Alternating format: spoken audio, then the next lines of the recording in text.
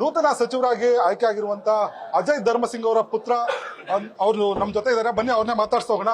ತಾವು ನಿಮ್ ತಂದೆಯವರೀಗ ಸಚಿವರಾಗಿ ಪದಗ್ರಹಣ ಸಂಜೆ ಸ್ವೀಕಾರ ಮಾಡ್ತಾ ಇದ್ದಾರೆ. ತಮ್ಗೆ ಏನ್ ಅನ್ಸುತ್ತೆ ಸರ್?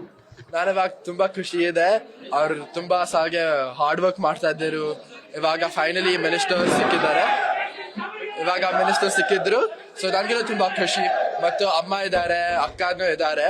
ಸೊ ಅವ್ರಿಗೆ ನೋಡಿ ತುಂಬಾ ಖುಷಿ ಇದ್ದಾರೆ. ಎಲ್ಲರೂ ಟುಗೆದರ್ ಇದ್ದಾರೆ. ತಾತ ಅವರು ಸಿಎಂ ಆಗಿ ಕೆಲಸ ಮಾಡಿದ್ರು. ಈಗ ಅವರ ಲೆಗಸಿಯಲ್ಲಿ ತಾವು ಕೂಡ ಬಂದಿರುವಂತದ್ದು. ಇದನ್ನ ಯಾವ ರೀತಿ ನೋಡ್ತೀರಾ ನೀವು? ನಿಮ್ ತಂದೆಯವರು ಸಚಿವರು, ಈಗ ತಾತ ಅವರು ಸಿಎಂ ಆಗಿದ್ರು, ಈಗ ತಂದೆಯವರು ಮಿನಿಸ್ಟರ್ ಆಗ್ತಿದ್ದಾರೆ. ತಮಗೂ ಕೂಡ ಜವಾಬ್ದಾರಿ ಇರುತ್ತೆ. ಮತ್ತೆ ಯಾವ ರೀತಿ ಇದನ್ನ ನೀವು ನೋಡ್ತಿದ್ರು ತಮ್ಮ ಕುಟುಂಬ? ಅವ್ರ ಅಪ್ಪ ಎನಿವೇಸ್ MLA ಇರುವಾಗನು ತುಂಬಾ ಕೆಲಸ ಮಾಡ್ತಾ ಇದ್ರು. ಎಲ್ಲರಿಗೂ ಹೆಲ್ಪ್ ಮಾಡ್ತಾ ಇದ್ರು. ಸೊ ಇವಾಗನು ಏನು ಚೇಂಜ್ ಆಗಲ್ಲ. ಅವರು ತುಂಬಾ ರೆಸ್ಪಾನ್ಸಿಬಲ್. ಅವರು ಏನು ಪೋರ್ಟ್ಫೋಲಿಯೋನು ಇದ್ರು ತುಂಬಾ ಚೆನ್ನಾಗಿ ಮಾಡ್ತಾರೆ. ಅವ್ರಿಗೆ ಸಾಕಷ್ಟು ಬಾರಿ ಅವಕಾಶ ಮಿಸ್ ಆಗಿತ್ತು, 2 ಸರಿ ಮಿಸ್ ಆಗಿತ್ತು, ಈಗ ಸಿಕ್ಕಿದೆ. ಏನಂತ?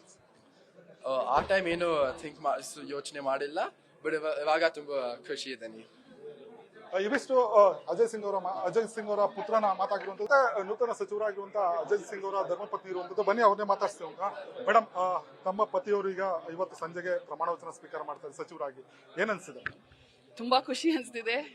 ಸ್ವಲ್ಪ ನರ್ವಸ್ನೆಸ್ ಇದೆ. ಬಟ್ ಅಫ್ಕೋರ್ಸ್ ಎಲ್ಲರೂ ಖುಷಿ ಆಗಿದ್ದೀವಿ. ಮನೆಯಲ್ಲಿ ಎಲ್ಲರೂ, ಫ್ಯಾಮಿಲಿ ಮೆಂಬರ್ಸ್ ಪ್ಲಸ್ ಜೇವರ್ಗಿ ಕ್ಷೇತ್ರದವರೆಲ್ಲ ಜನರು ಸಪೋರ್ಟ್ ಮಾಡ್ಕೊಂಡು ಬಂದಿದ್ದಾರೆ. ಸೊ ಅವ್ರಿಗೆಲ್ಲರಿಗೂ ಥ್ಯಾಂಕ್ ಯು ಅನ್ಬೇಕು. ಬರ್ತಾ ಇದ್ದಾರೆ. ಸೊ ಅಷ್ಟೇ, ಖುಷಿ ಆಗ್ತಾ ಇದೆ, ಸಂತೋಷ ಆಗ್ತಿದೆ ತುಂಬಾ. ಸಿಎಂ ಅವರ ಮಗನಾಗಿದ್ರು, ಈಗ ಅವ್ರು ಕೂಡ ಸಚಿವರಾಗ್ತಾ ಇದ್ದಾರೆ. ಏನ್ ಅನ್ಸಿದೆ? ಜಸ್ಟ್ 1 ಸೆಕೆಂಡ್, ಸಾರಿ. ಏನಿಲ್ಲ, ಖುಷಿ ಆಗ್ತಿದೆ. ಜಸ್ಟ್ ಅದೇ ಹೇಳ್ಬೇಕಂದ್ರೆ ಕಂಗ್ರಾಚುಲೇಷನ್ಸ್ ಅಂತ ಹೇಳಕ್ ಇಷ್ಟಪಡ್ತೀನಿ. Thank you. ಅಜಯ್ ಧರ್ಮಸಿಂಗ್ ಅವರ ಪತ್ನಿಯವರ ಮಾತಾಗಿರುವಂತದ್ದು. ಕ್ಯಾಮರಾ ಪರ್ಸನ್ ಶಿವನ್ ಜೊತೆಗೆ G Manjunath, news first Bengaluru. News first ನಿರ್ಭೀತಿಯಿಂದ ನಿಮ್ಮ ಪರವಾಗಿ.